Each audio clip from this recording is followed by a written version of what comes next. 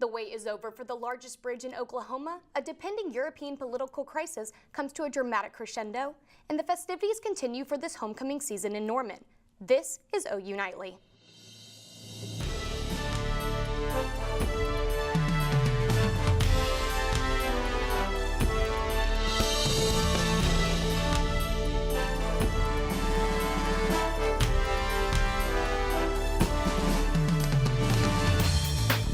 Years of construction, the Lindsay Street Bridge was dedicated today. Good evening, I'm Olivia Whitehead. And I'm Nicole Nielsen. The dedication today signaled the official end of construction on Lindsay Street. The bridge has been open since July, but crews have been working on the finishing touches. Guests included Norman City Council members OU President David Boren, State Senator Jim Inhofe, and Governor Mary Fallin. Norman Mayor Lynn Miller says the bridge will be a calling card to all who visit Norman. It's such a great way to welcome people to Norman, Oklahoma, and I think as a community that's what's important about this bridge. It says welcome. The bridge is the largest in Oklahoma and cost $71 million to build. A Cleveland County jury today convicted Melissa Clark of first-degree murder. Clark refuted claims that she forcibly shook the 4-month-old baby, but she did admit to dropping him. The medical examiner ruled the cause of death was blunt force trauma to the head. Jurors recommended the former daycare owner serve life in prison with the chance of parole. And on a brighter note, the calendar may say October, but it's feeling a little more like December. Brian, what do you have for us? Yeah, that's right, girls. You know, Halloween is right around the corner, but it feels more like Christmas time outside with those temperatures right now. 47 degrees here, 47 in Oklahoma City, seeing 40s across the state, even a few lower 50s. Those winds have also been pretty gusty out of the north as well, sustained at 19 miles an hour here in Norman, a little bit wet, windier out towards the west as well. And when you factor in the cooler temperatures and the wind, feels even colder than 47. Feels like 40 here in Norman, 40, a couple spots even potentially up towards the north, feeling like the upper 30s. So definitely this cold air is going to give us our first freeze of the season. I'll talk about that more coming up in Maine. This cold air looks like it may stick around for us for the game day, and then we kind of go on a temperature roller coaster next week. I'll have more coming up next. Thank you, Brian. You've heard about people cord cutting for streaming websites like Netflix, but now the same could be happening to revitalize the movie theater industry. OU Nightly's Carson Williams has more on the latest subscription service. Movie ticket prices have steadily increased over the past decade, which has caused viewers to shy away from seeing movies in theaters. But MoviePass is aiming at combating that. CEO and Netflix co-founder Mitch Lowe has created a new $9.95 flat rate subscription model that many believe is too good to be true. I don't really see how it's going to work, and I don't understand the incentive system for it. If you're relying on that, because a movie's $12 to go to, $13, yeah. And so they're going to lose money on the first use. MoviePass works by downloading the app and signing up for the subscription. Shortly after, users will receive their MoviePass MasterCard in the mail, where they will need to activate it. The next step is to head to the theater, pick any movie on the app, and check in, very similar to Facebook. Upon checking in, the card will be loaded to purchase the ticket, which limits to just one per day. I think I'm going to go see more movies now that I have this. There's always 1 or 2 movies a month that come out that I'm like, I would go see that, but I don't really want to pay $7. I'll wait for Meacham to show it, or I'll just wait until I can find it somewhere else. MoviePass is still in its infant stage, and a good number of people have yet to try it or even hear about it, but those who have used it have said good things about it and still find it hard to believe that it actually works for the cheap price. Until further notice, MoviePass seems like another Netflix-like technological change. Carson Williams, OU Nightly. MoviePass is currently accepted at over 93% of theaters nationwide, including Hollywood Theaters and in Norman and Warren Theaters and more. Still ahead on OU Nightly, workers of an OKC building are hospitalized for a mystery sickness. Plus, Spain is thrown into political chaos. Stay with us.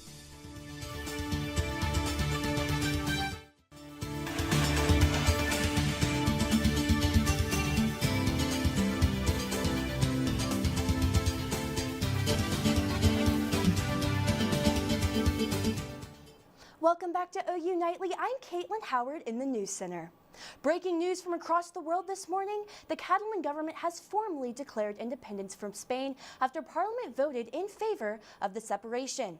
Hours after the split, Spain dismissed Catalonia's president and cabinet and dissolved its parliament. Earlier this month, some 90% of voters cast their ballot in the support of the controversial referendum. The ballot around the region's future is still far from over. President Donald Trump blocked the release of hundreds of records on the assassination of President John F. Kennedy, citing potentially irreversible harm to the national security if unveiled. The withheld files will now undergo an additional 6-month review after Trump's last-minute debate with intelligence agencies. Late yesterday, 2,800 files were released, meeting a midnight deadline. The unveiled documents include covert efforts to defeat Fidel Castro's government in Cuba. And Facebook will increase transparency for everyone who sees and buys political advertising on its site. The move comes after the company acknowledged it had found more than 3,000 ads linked to Russia that were seen by around 10 million people before and after the 2016 U.S. elections. Facebook, Twitter, and Google will testify in Congress next Tuesday and Wednesday on how their platforms were used by Russia and other foreign actors in the election campaign. And Olivia, Facebook's announcement comes days after Twitter said it will ban ads from 2 Russian-sponsored news outlets. Thank you, Caitlin. The mystery lives on for why 300 people were evacuated from a downtown Oklahoma City building yesterday. Workers of the office building evacuated after complaints of dizziness, headaches, and difficulty breathing. 19 employees were treated at the scene and were admitted to a nearby hospital. Officials found no signs of natural gas or carbon monoxide leaks. Still ahead on OU Nightly, we'll be carving out your news with a unique pumpkin creation. Plus, Brian is here with a cool weekend forecast. Well, it looks beautiful outside, but it is quite chilly. I'll tell you how long this cold air is going to stick around coming up next. Welcome back to OU Nightly. I hope you're staying warm this Friday afternoon. You know, it looks beautiful outside, but that's deceptive because it actually is pretty chilly across our area right now. Seeing current temperatures of 47 degrees, and that wind is just whipping out of the north-northwest at 17 miles an hour. So while we do have clear blue skies right over us right now, it is quite cold, and this is the issue across the entire country is that very strong cold front did pass through our area actually last night. It just took a little bit of time for that cold air to actually get to us, but as you can see, we are seeing near freezing temperatures up to our north and east, and this is all the way down the center portions of the state. Notice that temperature difference right there, 73 in Atlanta. This is going to continue to move eastward. It's going to continue to spill that cold air into our region, at least into tonight and to tomorrow, giving us our first freeze of this season so far. So we have seen just quite a bit of a temperature change across the state of Oklahoma today, 31 degrees difference from this time yesterday. So again, that cold, dry air is continuing to spill into our state. And as I mentioned, we will see our first freeze tonight. So here's our lows for tonight. I'm expecting to see a 27 here in Norman, 27 in Oklahoma City, even colder up to our northwest. And this is why the National Weather Service has issued a freeze warning for the entire body of Oklahoma. There's actually a hard freeze warning out in the Panhandle. It's just we don't have that color for that graphic, so don't be fooled. There is actually a hard freeze warning for this area. And again, it just continues all the way through Oklahoma and down even into Texas and up to our northeast as well, into Missouri and into Arkansas. So pretty much the whole entire south central area of the United States and the whole Midwest is experiencing a pretty hard freeze. So it's going to warm up slightly tomorrow, although it won't be as warm. It'll still be chilly with highs in the mid 50s across the area, a little bit warmer out towards the west. But this could impact the game as it could be quite chilly and windy. So looks like we have a pretty chilly Saturday. We do warm up on our Sunday to almost 70 degrees. So but then we're kind of all over the place temperature-wise heading into next week as we do have a couple fronts that move through our area. It looks like they're going to be mainly dry, but could touch the 70s on Thursday. It looks like we're going to see 73 degrees, but then another cool down. So not as cold as what we've been seeing, at least for this weekend, but definitely going to keep that fall-like weather around. We're not going to see the 80s anymore, at least in the not-too-distant future. Really excited about that, ready to pull out all the sweaters and Great, all that nice. It's going to be a chilly game, that's for sure. Yeah, so if you're heading out to the game, make sure you bundle up because with those winds and those cooler temperatures, it's going to be in the 40s during game time. So just make sure you have a cup of hot chocolate or something warm to hold on to, and just make sure you're bundled up for that. Great. Thank you so much, Thank Brian. you. Oh my gourd, just in time for Halloween. A group of artists have been carving pumpkins for years in production of this stop-motion video. The team has carved, positioned, photographed, and even played dozens of pumpkins in the video's creation. The background music in the video was actually made from banging and thumping pumpkins and carving tools together. So the fact that they can even put together a production with pumpkins, I can't even carve one pumpkin. No kidding. Gotta be really, really creative for that one. Exactly. Maybe we should put together our own show, Nicole, you know? I don't know about that one. All right. Well, that does it for news, but our sports team will have you falling for Big Friday Sports. They are standing by with a preview of the big Texas Tech homecoming game. Don't leave us just yet. Rachel Roberts has the details. Thanks, guys. Today on Big Friday Sports, we preview the Sooners' homecoming matchup against the Red Raiders. Plus, Colin and Reagan give us their keys to the game. Big Friday Sports is next.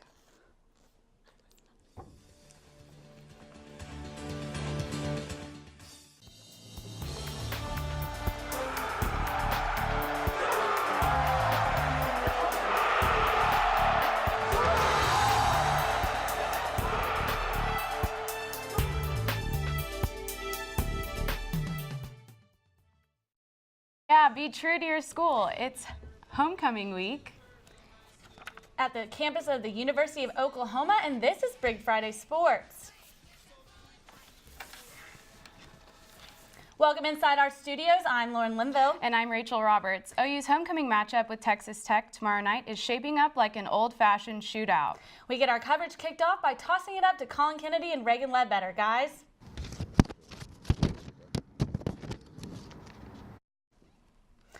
Sorry for those technical difficulties. Well, last night, Stanford made it out on top last night against Oregon State, barely. The Beavers held the lead beginning in the second and didn't give Stanford fans a lot of time to breathe. Drama came with only 1 minute left in the game. Oregon State up 14-9. Ryan Nall fumbles and Stanford recovers. 20 seconds left. Keller Chris throws a 3-yard pass to J.J. Arcega-Whiteside for a Stanford touchdown. Up by 1, Daryl Garrettson lobs one to the end zone. Stanford intercepts to secure a 15-14 victory. Sooner fans will have to be brave the cold like we are, but the good news is, as Big Friday Sports' Josh Calloway shows us, there are plenty of entertaining storylines filling this homecoming showdown.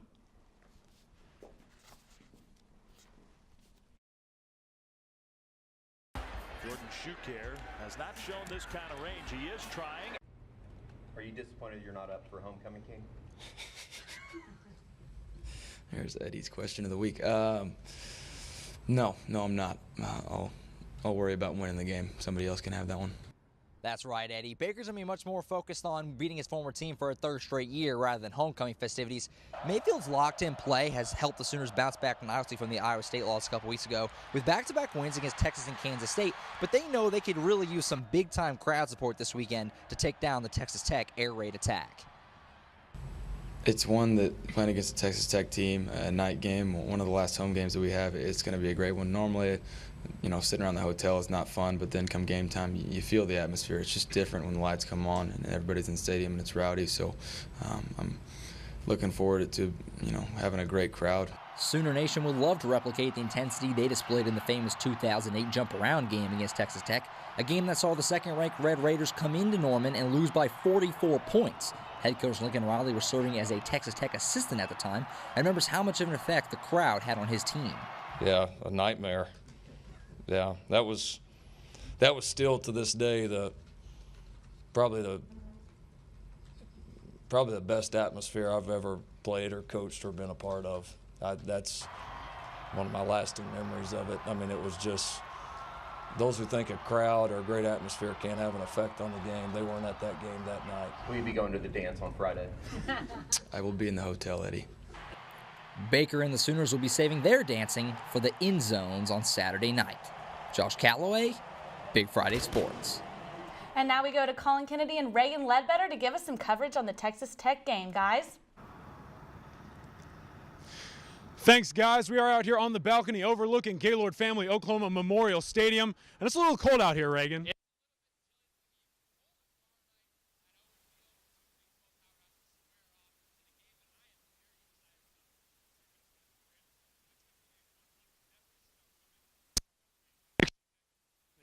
Red Raider offense. Okay, audio's down. Okay, sorry for those technical difficulties. We'll come back to them in a little while. We'll be back after this. And we're going to send it back to Colin and Reagan with highlights or talking about Texas Tech. All right, well, sorry for those technical difficulties, but we're back out here and we're about to get to that game tomorrow night. Reagan, this Texas Tech Red Raider offense is firing on all cylinders, and Nick Shimnick is averaging over 340 yards passing per game. This is a tall task for that Sooner defense. It really is, and my key to this game is getting to the quarterback, getting to Nick Shimnick. He's a guy who likes to be a gunslinger, and the Sooners have shown in recent weeks their secondary is very inconsistent. Jordan Thomas and Parnell Motley have each had their good games, also have their bad games. When you're playing a team like Tech who likes to score a lot of points, you have to get to the quarterback. The last 2 weeks, the Sooners have played two quarterbacks who like to run the ball a lot and it gave them fits. Well, now they're playing another pocket passer, and this could be a chance for guys like Obo, Kenneth Mann, Devonta Lampkin to get to the quarterback, and that helps out the secondary. If these two teams go into a scoring battle like we saw last year, it could be a long day for the Sooners because they don't have the playmakers that they had last year when they were down in Lubbock. You're absolutely right, and your key is on the defensive side of the ball. My key's on the offensive side of the ball. This Texas Tech defense is averaging over 426.1 yards per game allowed, and that 0.1 yard is probably into the end zone. They're 98th nationally, and this offensive line dominates up front. The OU offense will win the game for the Sooners. Easy win if they get everything squared away up front in the trenches. All right, your score prediction for tomorrow's homecoming showdown. You know, I don't think this is going to be as big of a, scoring matchup like we saw last year. But I'm going to have to go with, 52, Sooners 52, Texas Tech 38. I think it's a high-scoring game. Not as high, not as much action as we saw last year. Yeah. But this Sooner team has a lot of weapons still, even though they lose, Samaje Joe and D.D. Westbrook to put up a lot of points, playing at home in a primetime game on homecoming. I think it's all in their favor, but I do think Tech, that air raid offense, can still put up a lot of points. Yeah. I think the Sooners defense will overcome that, though, and kind of limit them to under 40. Yeah, I'm going to go 45-35. This Texas Tech defense, or Texas Tech offense, not only has Nick Shimnick, but they also have Kiki Kuti, a very good wide receiver. 45-35 Sooners win. But for right now, we're going to throw it back to the studio where it's much warmer, but Brian Briggs is going to have your weather forecast for the game. That's right, guys. It was chilly today, and it's going to be chilly again for the game if you're planning on heading out for that. So make sure you bundle up. We're going to see 40s at around 7 p.m. tomorrow. Those winds are going to be out of the west-northwest still at around 5 to 10, so it's going to make it feel even colder than that. So just make sure you wear those layers and you keep something warm in your hands. All right, back to you guys at the desk. Thanks, Brian. Sounds like it's going to be pretty chilly. Yep, I've got my gloves all ready to go. And speaking of college football, Stanford made it out on top last night against Oregon State. Barely. The Beavers held the lead beginning in the second and didn't give Stanford fans a lot of time to breathe. Drama came with only 1 minute left in the game. Oregon State up 14-9. Ryan Nall fumbles and Stanford recovers. 20 seconds left. Keller Crisp throws a 3-yard pass to J.J. Arcega-Whiteside for a Stanford touchdown. Up by 1, Daryl Garrettson lobs one to the end zone. Stanford intercepts to secure its 15-14 victory. There are some big games coming up this weekend in college football. Second-ranked Penn State travels to the Shoe to face 6th-ranked Ohio State. The 3rd-ranked Georgia Bulldogs match up with their unranked rival Florida in Jacksonville, and the 9th-ranked Fighting Irish host 14th-ranked North Carolina State. And there's some more top 25 matchups in the Big 12 this week. Number 11, Oklahoma State travels to Morgantown to face 22 West Virginia. The Baylor Bears take Texas at home. Kansas State hosts in-state competition Kansas. And the 4th-ranked Horned Frogs head to Cyclone Central. Last night in Thursday Night Football, the Ravens destroyed the Miami Dolphins 40-0. Alex Collins ran for a career high of 113 yards on 18 carries. Matt Moore struggled while filling in for an injured Jay Cutler. Moore was 25 for 44 for 176 yards and 2 interceptions. But the lasting image Thursday night was Joe Flacco taking a gruesome shot to the head. That's right, Rachel. The Ravens quarterback left the game with a concussion after Dolphin linebacker Kiko Alonso nailed Flacco, knocking his helmet off. He walked off the field bleeding from his left ear. Alonso got hit with the unnecessary roughness penalty, but he got to play. Outside of the football world, the Astros and Dodgers are tied up heading into Game 3 of the World Series. That's tonight. Thanks for watching Big Friday Sports at Gaylord College of Journalism. I'm Rachel. And I'm Lauren. And we'll see you next week. Good night.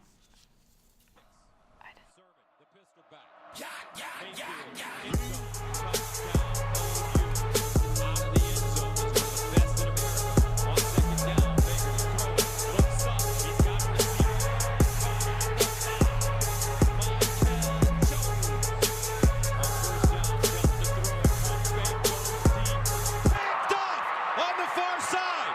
Jordan Thomas, sideline, cuts it in. Thomas down